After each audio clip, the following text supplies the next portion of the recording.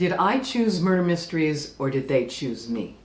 Hello and welcome back to my writing journey. I'm Byerrum, author of Crook Tales for Two and The Crime of Fashion Mysteries and more. In these videos, I address various aspects of the writing life, whether it's looking at changes in traditional publishing or how to avoid various traps, such as rewriting your first chapter too many times. Today's video is a bit different and a bit more personal. If that's interesting to you and you'd like to join the journey as a writer or a reader, please like this video and subscribe to this channel.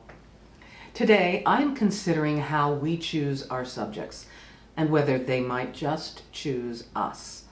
Although the world is full of ideas, I mostly write books about murder mysteries.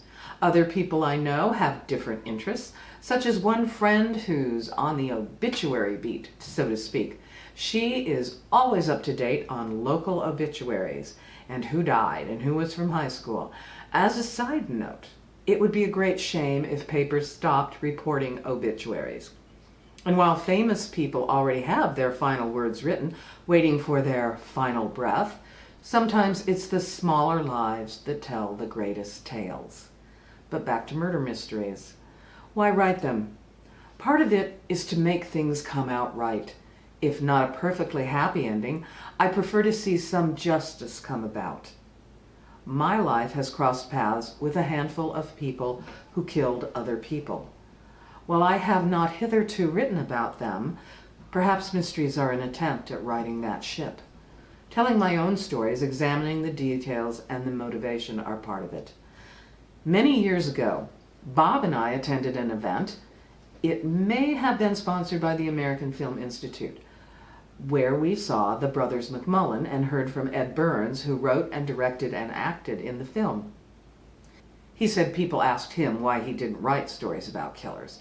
He mentioned that his dad was a cop, but they didn't know any killers. I thought, wow, he doesn't know any? But my life has crossed paths with 6 or 7. One story may not even be true because it happened when I was a baby. Let me make it clear that these people were not friends, but at some point I became aware of them. Why? Luck of the draw. Or maybe I was just paying attention. Sometimes you find out only by reading the papers. That's how I found out that my 10th grade homecoming date was arrested later for fencing stolen goods. No, he's not on the list. Unfortunately, I don't have time today to list them all, which means I'm going to miss the one that may or may not be true, the one that involved a guy I knew in college, another in which a small-town publisher killed his family one Christmas vacation, the man who killed his wife and was profiled in a book on serial killers. Oddly, he was the only one who wasn't a serial killer, but he was a dentist who put a crown in my mouth. Another killer used to live in our building and would offer me rides in his old Jaguar.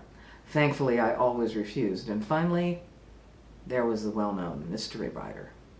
Today, I'm going to offer a glimpse into one of the murders that I happened to cover as a reporter, the strangest murder I ever knew. If it were a book, people would say, oh, I don't believe that. You made that up. That couldn't happen that way. Many people lie, so you be the judge of whether this sounds real or not. When I was a young reporter in the town I always called Sagebrush, it was a story I covered, and I'm afraid not very well, but it was my first job. I got a call one morning, one early April morning, from someone with the police department who told me there was a body in Dinosaur National Monument. Now, there was one sheriff's deputy in the tiny town of Dinosaur, and so the posse was called out. Yes, there were still posses at that time, just like in a dust-choked Western. It consisted of about 50 over-age Boy Scouts with pickup trucks and rifles in the back window. No offense to Boy Scouts, but these boys, they were apt to find themselves a killer. However, the story begins with bird watchers in Dinosaur National Monument who were looking for peregrine falcons, which were endangered at that time. The bird watchers were at the bottom of a ravine with their binoculars, and they spotted a man on the edge of a cliff who was looking down, and they figured the man had found the falcon's nest. Obviously, they trained their binoculars to see what he was looking at. You're ahead of me, aren't you? They didn't see any birds. They saw a body on a ledge. They hightailed it to the town of Dinosaur to report what they'd seen. The sheriff and the posse were alerted and the pickup trucks were rolling. A man named Frank Ashton was the man on the edge. Frank had thrown 2 bodies over the cliff the previous November.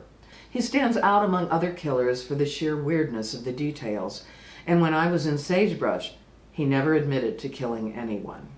That April morning, Frank had returned to Dinosaur to kill himself where he had tossed the bodies of 2 young women the previous fall. On this day in April, he had brought a shotgun for himself. He had wrapped 6 sticks of dynamite around the barrel, which anyone will tell you will do nothing except make a very heavy shotgun.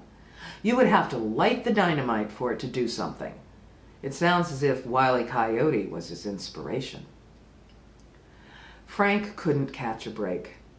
The gun jammed. What to do? Oh, throw the shotgun in the cab of your truck along with your suicide note and go for a walk. Now there's another detail.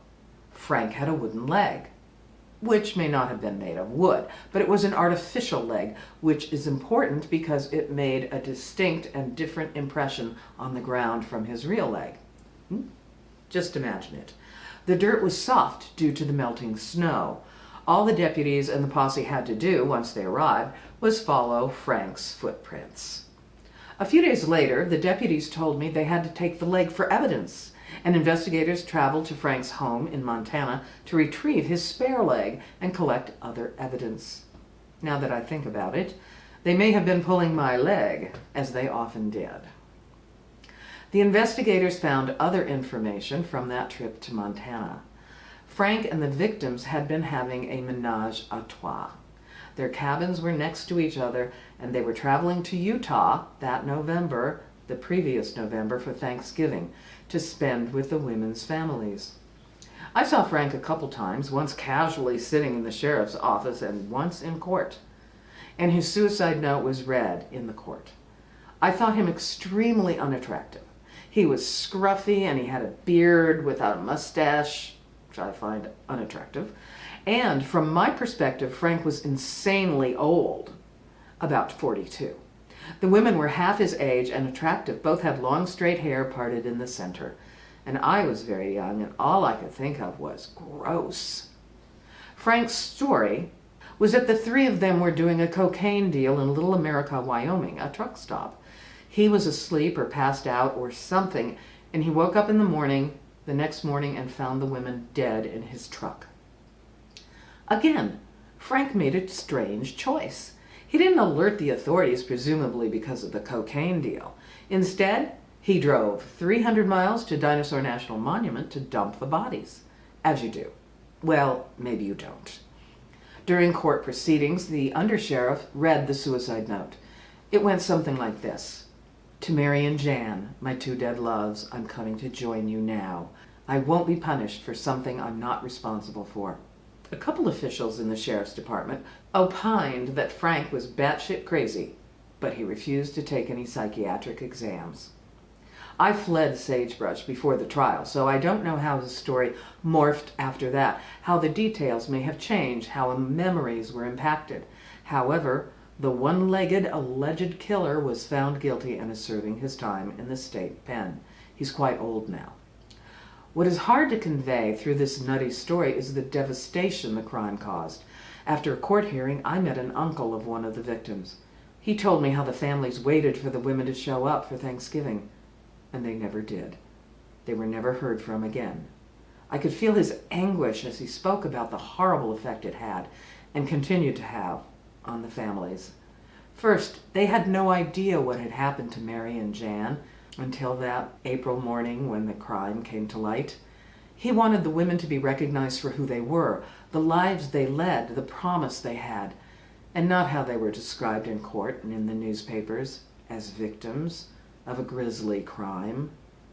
When we write, wherever we draw inspiration, we should not forget that there are victims and families who cry out for justice. I don't think I'll ever write about Frank, but I do think about him from time to time. He may influence my stories after all. And that is all I have for now. If you're curious about the other murders that crossed my path and want to hear more stories, do let me know. Bye.